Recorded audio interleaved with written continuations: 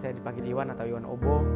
Saya seorang yang dari kampung, dan awal-awal saya mengenal Tuhan, saya ingat sekali waktu itu sekitar tahun 2004-2005, waktu itu saya masih kelas 1-2 SMA. Dan saya masuk ke dalam sebuah pelayanan namanya itu Pemuda Remaja Gempar Barigas.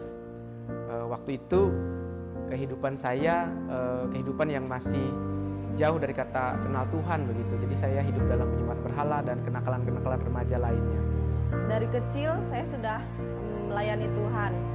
Dari waktu SMP saya sudah melayani jiwa-jiwa, membuka komsel, bahkan saya juga menjadi seorang penari tamborin di gereja. Bahkan saya juga dipercayakan untuk menjadi seorang koordinator pelayanan tamborin. Ketika saya tidak berjaga-jaga dengan kehidupan saya, ternyata iblis mengambil celah, yaitu ketika saya mulai kepahitan atau sakit hati dengan seseorang atau dengan saudara seiman. Bahkan saya juga sakit hati dengan pemimpin di dalam pelayanan tersebut. Seiring dengan berjalannya waktu, saya mulai jatuh cinta kepada seorang pria yang sekarang ini menjadi suami saya. Tapi kami tidak terbuka terhadap pemimpin rohani kami. Bisa dikatakan kami backstreet.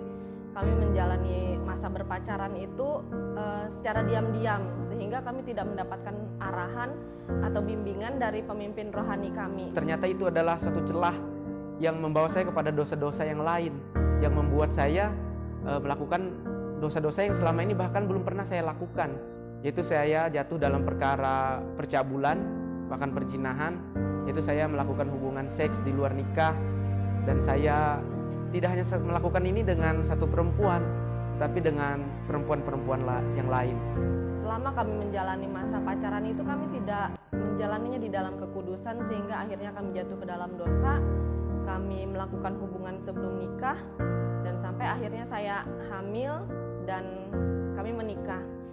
Menikahnya pun tidak di dalam hal yang bagus seperti orang-orang begitu. Jadi saya menikah dengan istri saya karena hamil duluan, dan dosa ini seperti mengikat saya gitu. Jadi saya jadi kecanduan dan terus ingin melakukannya. Permasalahan-permasalahan itu mulai muncul karena kami memasuki pernikahan itu dengan cara yang salah.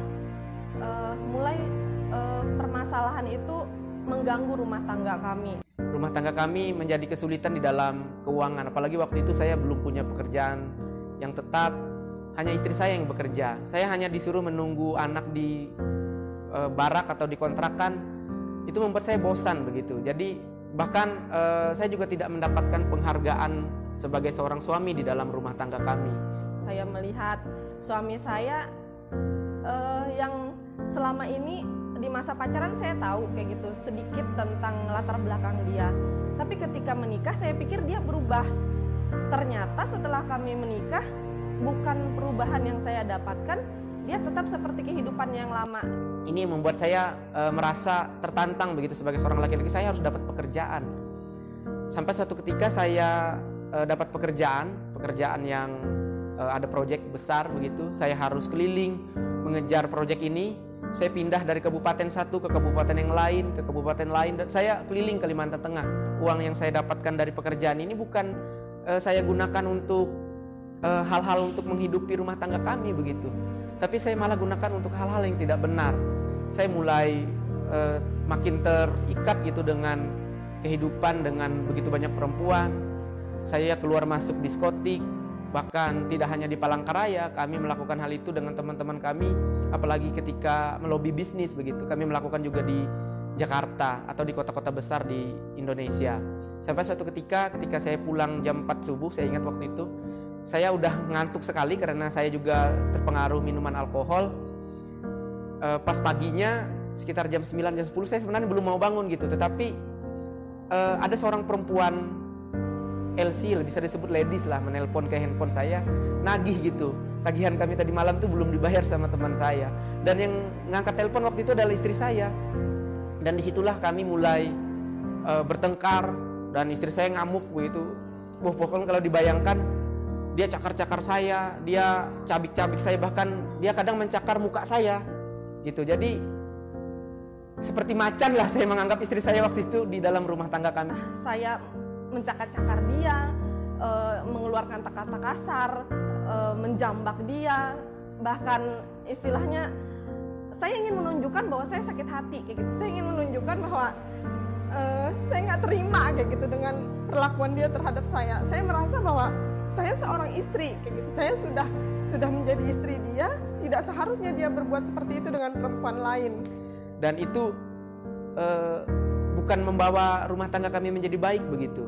Rumah tangga kami ketika saya melakukan hal seperti ini, lama-kelamaan istri saya mencium hal yang saya kerjakan ini. Saya juga mendapati dia melakukan hubungan badan dengan perempuan lain di micet, di diskotik, dan itu sangat melukai hati saya kayak gitu. Saya nggak terima dengan semua yang sudah dia perbuat terhadap saya, padahal saya sedang mengandung anak dia kayak gitu, dan bahkan anak kami sudah lahir pun dia tetap berbuat seperti itu. Dia tidak menghargai saya sebagai seorang istri, dia tidak mengasihi saya sepenuhnya sebagai seorang istri, dan saya tidak bisa menghormati dia sebagai seorang suami.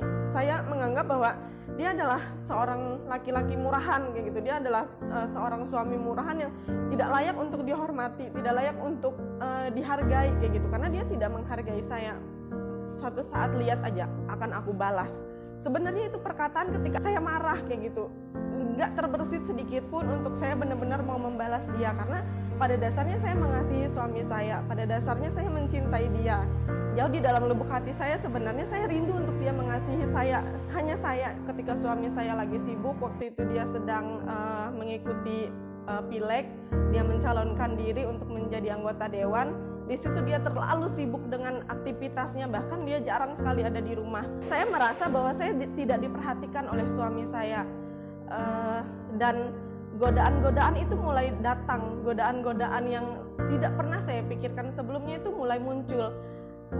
Ada beberapa laki-laki yang lebih memperhatikan saya, suka memuji saya, suka memperhatikan saya, suka pokoknya mereka kayak lebih bisa menghargai saya.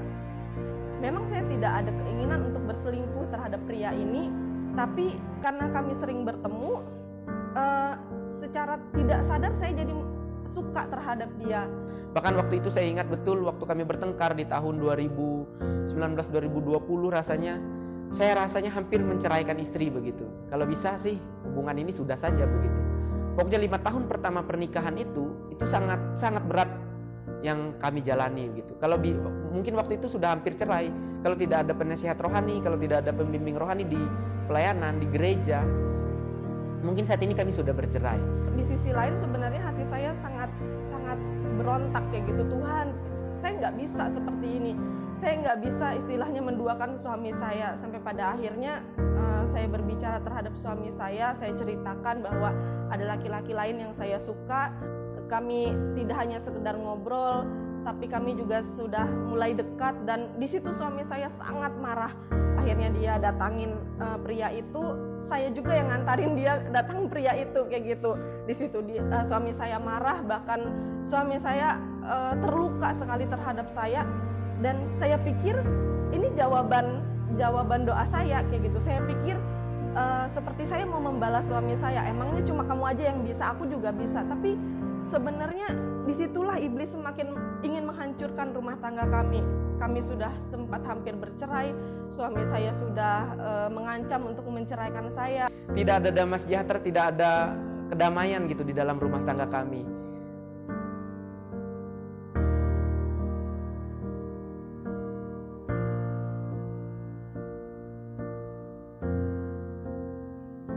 Tapi di sisi lain, Tuhan tetap berbicara dalam hati saya.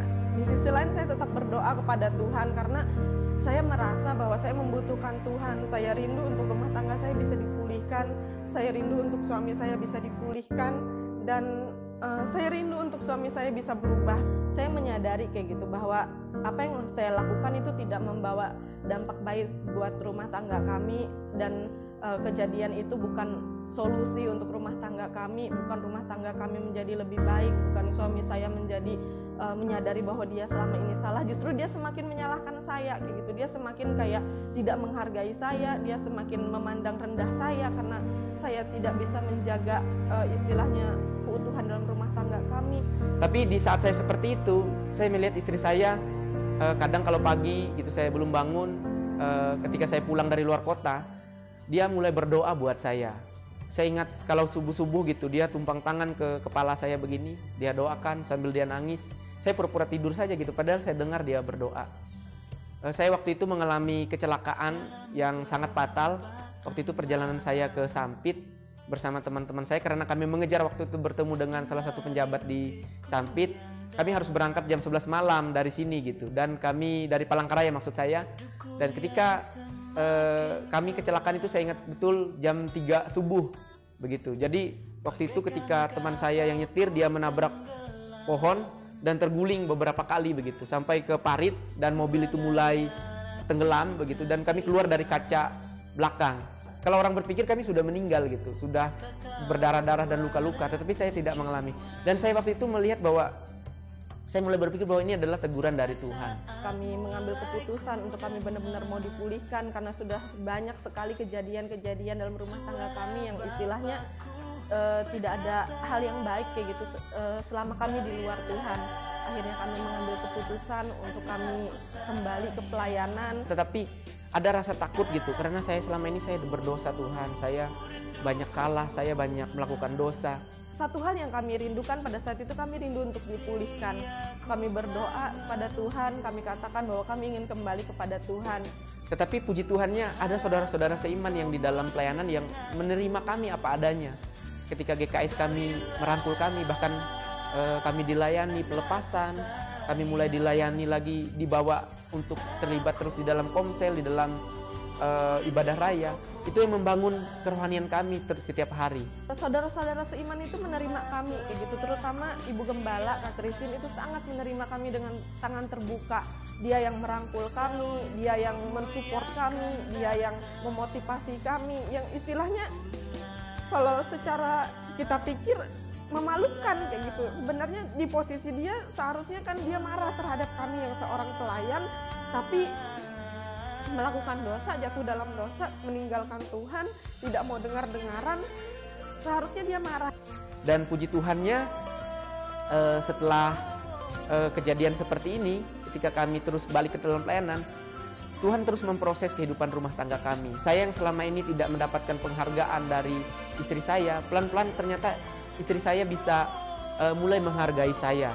Dan puji Tuhan sekarang kehidupan kami mulai dipulihkan, dan kami mengalami Tuhan dengan luar biasa dan dahsyat. Kami mengucap syukur karena kebaikan Tuhan, kami bisa kembali dipercayakan untuk kembali melayani jiwa-jiwa, melayani pelayanan di gereja. Bahkan kami juga semakin setia di dalamnya, kerohanian kami juga semakin bertumbuh, dan kami juga terus membangun mesbah doa dalam rumah tangga kami. Bahkan kami juga bisa menjalani rumah tangga dengan baik, kami bisa berdoa, bersatu bersama. Bahkan hubungan kami kembali romantis, kembali harmonis, semuanya karena anugerah Tuhan. Kalau bisa saya flashback begitu, saya nggak usah, saya pengen taat aja gitu, nggak perlu ngalamin kayak gini gitu, karena begitu berat kehidupan yang kami jalani ketika kami menyimpan kepahitan, bahkan ketika kami menjalani rumah tangga yang seperti itu sangat tidak enak gitu. Pesan saya kepada saudara yang menyaksikan kesaksian ini, tetaplah takut akan Tuhan, apalagi saudara-saudara yang aktif dalam pelayanan, tetap melayani Tuhan. Dalam menjalani kehidupan ini memang cobaan-cobaan itu kan terus ada gitu, tetapi godaan-godaan itu terus ada. Tetapi ketika kita mengandalkan Tuhan, kejadian-kejadian seperti itu tidak akan kita alami ketika kita terus tetaplah hidup di dalam takut akan Tuhan. Permasalahan, pergumulan itu boleh ada dalam hidup rumah tangga kita, itu Tuhan izinkan bukan semata-mata untuk membuat kita jatuh, tapi Tuhan ingin menunjukkan kuasanya, Tuhan ingin menunjukkan mujizatnya. Ketika kita berdoa di hadapan Tuhan, ketika kita mengandalkan Tuhan, maka Tuhan yang akan bekerja memulihkan segala sesuatu yang kita doakan. Kuncinya percaya aja, tetap tunduk taat, dan buat rekan-rekan anak-anak muda jangan sampai berpacaran sembarangan, apalagi jika sampai melakukan hubungan sebelum pernikahan, itu konsekuensi yang akan didapatkan sangat luar biasa mengerikannya. Jadi tetap jaga dirinya, tetap jaga hubungan pribadinya sama Tuhan. Puji Tuhan, ini keluarga kecil kami sekarang penuh dengan damai sejahtera, penuh dengan sukacita, dan kehidupan keluarga kami semakin harmonis, semakin romantis, karena ada sukacita dan ada Tuhan di dalamnya. Walaupun ada permasalahan dan pergumulan dalam rumah tangga kami, biasanya kami membawanya di hadapan Tuhan, bahkan kami juga berdoa bersama, melibatkan Tuhan di dalamnya, dan kami juga membangun mesbah doa di dalam rumah tangga kami. Demikian kesaksian kami. Tuhan Yesus memberkati.